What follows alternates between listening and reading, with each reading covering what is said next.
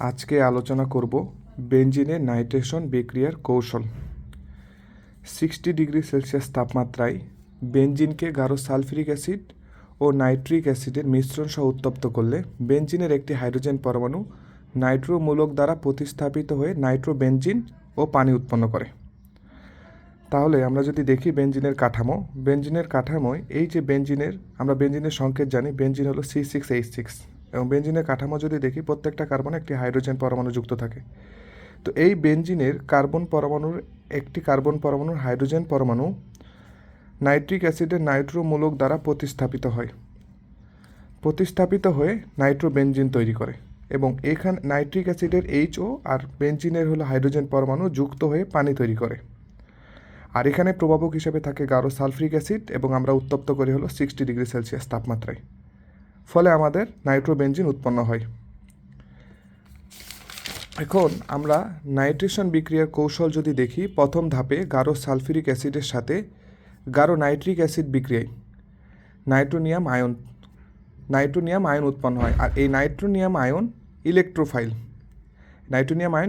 হিসেবে কাজ করে। তাহলে সালফিউরিক অ্যাসিডের সাথে নাইট্রিক অ্যাসিড HONO2, ফলে এখানে নাইট্রোনিয়াম আয়ন উৎপন্ন হয়। এখান থেকে একটা হাইড্রোজেন আর HO মিলে পানি তৈরি করে, এখানে বাইসালফেট আয়ন তৈরি হয়। এরপরে দ্বিতীয় ধাপে যদি আমরা দেখি ইলেকট্রোফাইল নাইট্রোনিয়াম আয়ন, এই ইলেকট্রোফাইল নাইট্রোনিয়াম আয়ন বেঞ্জিনের পাই ইলেকট্রন দ্বারা আকর্ষিত হয়। কারণ আমরা জানি ইলেকট্রোফাইল কি, ফাইল মানে হলো ভালোবাসা আর ইলেকট্রন মানে হলো ইলেকট্রনের প্রতি ভালোবাসা। তাহলে নাইট্রোনিয়াম আয়নে ইলেকট্রন ঘাটতি থাকায় তার ইলেকট্রনের প্রতি একটা আকর্ষণ দেখায়। ফলে বেঞ্জিনের পাই বন্ধনে থাকা পাই ইলেকট্রন দ্বারা নাইট্রোনিয়াম আয়ন আকর্ষিত হয় এবং আকর্ষিত হওয়ার ফলে এই বেঞ্জিনের কার্বনের সাথে নাইট্রোনিয়াম আয়ন সমযোজী বন্ধন গঠনের মাধ্যমে সিগমা জটিল সৃষ্টি করে এবং এই বিক্রিয়াটা ধীরে সংঘটিত হবে। তাহলে যদি আমরা একটু বিস্তারিত দেখি, তাহলে এই যে বেঞ্জিনের পাই ইলেকট্রন দ্বারা নাইট্রোনিয়াম আয়ন আকর্ষিত হয়। নাইট্রোনিয়াম আয়ন আকর্ষিত হওয়ায় বেঞ্জিনের কার্বনের সাথে নাইট্রোনিয়াম আয়ন সমযোজী বন্ধন দ্বারা আবদ্ধ হয়।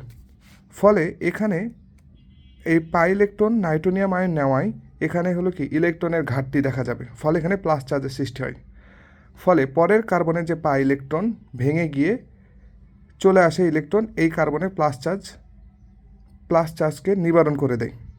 ফলে এখানকার পাই ইলেকট্রন যখন ভেঙে গিয়ে আগের কার্বনকে ইলেকট্রন দিয়ে দেয়, ফলে এই কার্বনে প্লাস চার্জের সৃষ্টি হয়। যখন এই কার্বনে প্লাস চার্জ সৃষ্টি হয়, তার পরের কার্বনের পাই ইলেকট্রন ভেঙে গিয়ে এই কার্বনে দিয়ে দেয় এবং এই কার্বনে প্লাস চার্জ চলে যায়। ফলে এই কার্বনে আবার প্লাস চার্জ সৃষ্টি হয়, অর্থাৎ এখানে একটা রেজোনেন্স তৈরি হয়, অনুরণন সৃষ্টি হয়। ফলে এই বিক্রিয়াটা আমার ধীরে সংঘটিত হয় এবং এর মাধ্যমে আমার সিগমা জটিল সৃষ্টি হয় এবং এখানে এই বেঞ্জিনে আমার একটি ইলেকট্রনের ঘাটতি রয়েছে। পরের ধাপে যদি আমরা দেখি, তৃতীয় ধাপে বাইসালফেট আয়ন হলো একটা নিউক্লিওফাইল। এই বাইসালফেট আয়ন বেঞ্জিন থেকে প্রোটোনিয়ামকে অপসারণ করে, প্রোটন আয়নকে অপসারণ করে নাইট্রোবেঞ্জিন তৈরি করে। এই যে বাইসালফেট আয়ন, এই যে বেঞ্জিনের যে হাতে হাইড্রোজেন পরমাণু যুক্ত থাকে, এই বন্ডের যে ইলেকট্রন বেঞ্জিনের দিকে ঠেলে দেয়। এই বন্ডের ইলেকট্রন যখন বেঞ্জিনের দিকে ঠেলে দিবে, তখন হাইড্রোজেন তখন প্রোটনে পরিণত হবে। আর এই প্রোটন আর বাইসালফেট আয়ন মিলে তৈরি করবে হলো সালফিউরিক অ্যাসিড। আর এই যে হাইড্রোজেন বন্ধনের ইলেকট্রন যখন বেঞ্জিনের দিকে ঠেলে দিবে, তখন বেঞ্জিনের যে ইলেকট্রন ঘাটতি সেটা পূরণ হয়ে যায়। ফলে নাইট্রোমূলক আর বেঞ্জিন মিলে তৈরি করে হলো নাইট্রোবেঞ্জিন।